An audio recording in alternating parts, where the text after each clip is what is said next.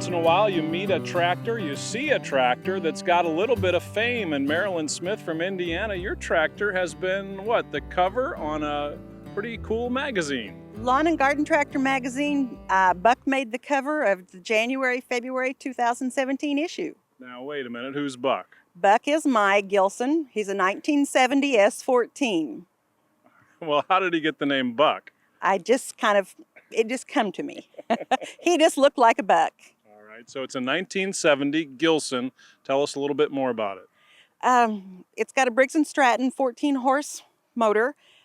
We picked it up just kind of as a junk tractor, and we're going to make it just a cruiser around the shows, and decided after we got looking for some parts that it was a little more rare than we thought to see an actual Gilson tractor, so we decided we'd bring it back to its original shape.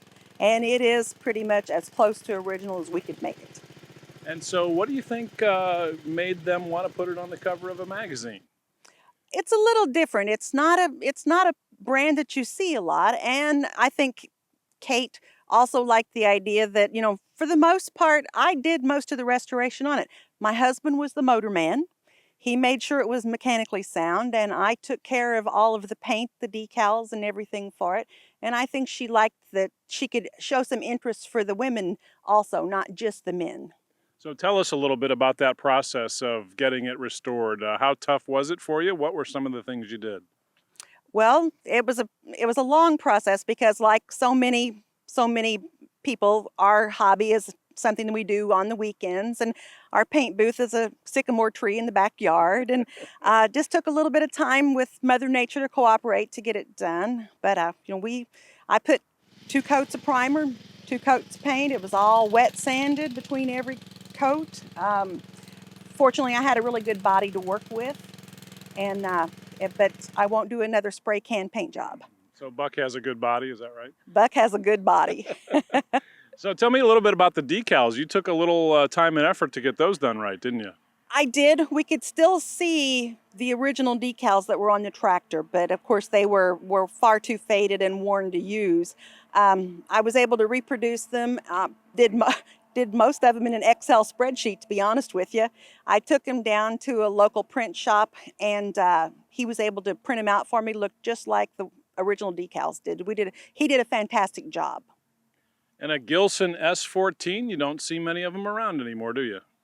You don't see a lot of the Gilsons, but the Gilson brothers, this tractor was also labeled for Montgomery Ward and Ford, and you'll see a lot more of those than you will any of them in the original Gilson line.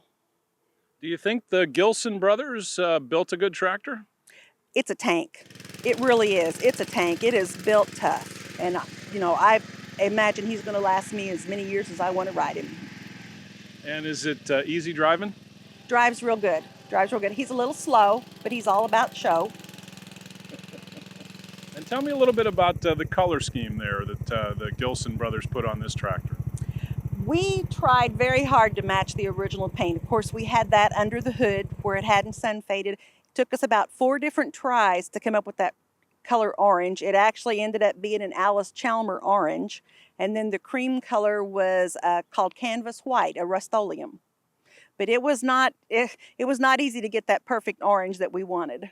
And I know the tractor wasn't running when you first got a hold of it. In fact, you had some tenants inside the engine compartment? My husband, when he started to tear the engine apart, he took out a pretty big mouse condo. They had been living in it for quite some time, I think. What were some of the things that you think the Gilson brothers did right with this tractor back in 1970? I think they just built a really strong, sturdy tractor. And I think that's why, you know, it was a tractor that Montgomery Ward wanted to put their label on and that Ford wanted to put their label on. It was just a good, solid piece of machinery. And obviously it's, you know, it's a 1970 and it's still running strong today. That says a lot about them. And you can't go wrong with a Briggs & Stratton. Briggs & Stratton 14-horse engine. You got a good engine man working on it for you too, don't you? I do. My husband is the engine man, and he has done a lot of things to make sure that my tractor stays up and running.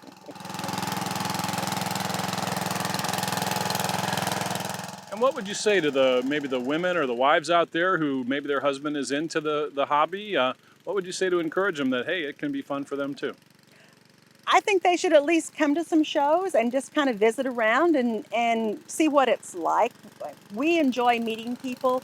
We've had a lot of fun just visiting around with people. I think that there's a lot of women who could be involved and enjoy it. And last one now, Marilyn, what's your favorite thing about your Gilson tractor? Oh, I would say probably just how nice he turned out when the restoration was done. It's just a nice, pretty color, and he gets me where I need to go at the shows. All right, Marilyn, thanks for sharing the story of Buck, the Gilson 14 tractor. Thank you. Marilyn Smith from right here in Indiana. She's got a Gilson tractor that she's going to hold on to, and it's winning fans more and more. Hey, thanks for catching Classic Tractor Fever. If you'd like to see more great garden tractors, be sure to check out these other features. And don't forget to hit the subscribe button to keep those Classic Tractor stories rolling.